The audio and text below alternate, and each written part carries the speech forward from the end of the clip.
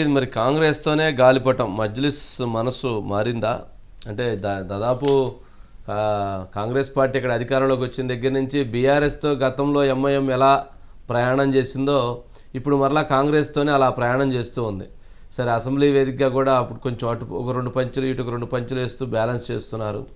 ఏంటి అంటే ఆలోచన విధానాల్లో మజ్లిస్కి ఆలోచన విధానాల్లో మార్పు కనపడుతుందా? అంటే ఇది ఈ కాంగ్రెస్తోనే జాతీయ వ్యాప్తంగా దేశవ్యాప్తంగా కూడా రేపు కాంగ్రెస్ పార్టీతో మజ్లిస్ ప్రయాణం చేసేటువంటి అవకాశం ఏమైనా ఉండేటువంటి పరిస్థితి ఉందా? దాన్ని ఆ రకంగా రూపాంతరం తీసుకురావటంలో ఆ రకంగా అడుగులు వేయటంలో మరి ముఖ్యమంత్రి రేవంత్ రెడ్డి గారి పాత్ర ఏమైనా క్రియాశీలకంగా ఉందా?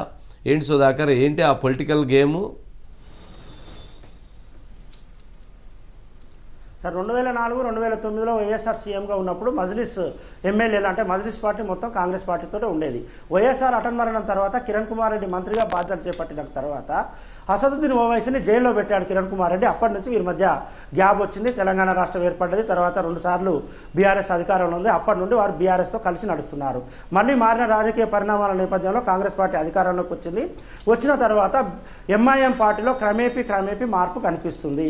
వారు నిన్న మేడిగడ్డ విజిట్కి ఎంఐఎం వచ్చారు. మేడిగడ్డ విజిట్కి అన్ని పార్టీలకు ఆహ్వానిస్తే బీజేపీ బీఆర్ఎస్ మినహా సిపిఐకి సంబంధించిన ఎమ్మెల్యే కూనంనేని సాంబశివరావు, ఎంఐఎంకి సంబంధించిన 4 ఎమ్మెల్యేలు, కాంగ్రెస్ ఎమ్మెల్యేలు, మంత్రులు వచ్చారు. దాంతోపాటు ఇవాళ అసదుద్దీన్ ఓవైసీ అసెంబ్లీలో చాలా క్లియర్గా మాట్లాడారు. మేడిగడ్డ ప్రాజెక్ట్ అనేది ప్రజల వ్యయంతో ప్రజలు కట్టిన పన్నుల ద్వారా నిర్మించిన ప్రాజెక్ట్ ఇది. దీంట్లో కనుక అవినీతి జరిగిందని ఇప్పుడున్న ప్రభుత్వం భావిస్తే సిబిసిఐడి విచారణ జరిపించండి. సిబిసిఐడి విచారణలో గత ప్రభుత్వం దోషి అని తేలితే ఖచ్చితంగా వారిని శిక్షించాలి. మేడిగడ్డ ప్రాజెక్టు పెట్టిన ప్రతి పైసను తిరిగి రాబట్టాలంటూ అసదుద్దీన్ ఓవైసీ మాట్లాడారు. అంటే ఎంఐఎం పార్టీలో మార్పు కనిపిస్తుంది. ఈ మార్పు క్రమేపీ కాంగ్రెస్ ప్రభుత్వం వైపు అడుగులు పడుతున్నాయి.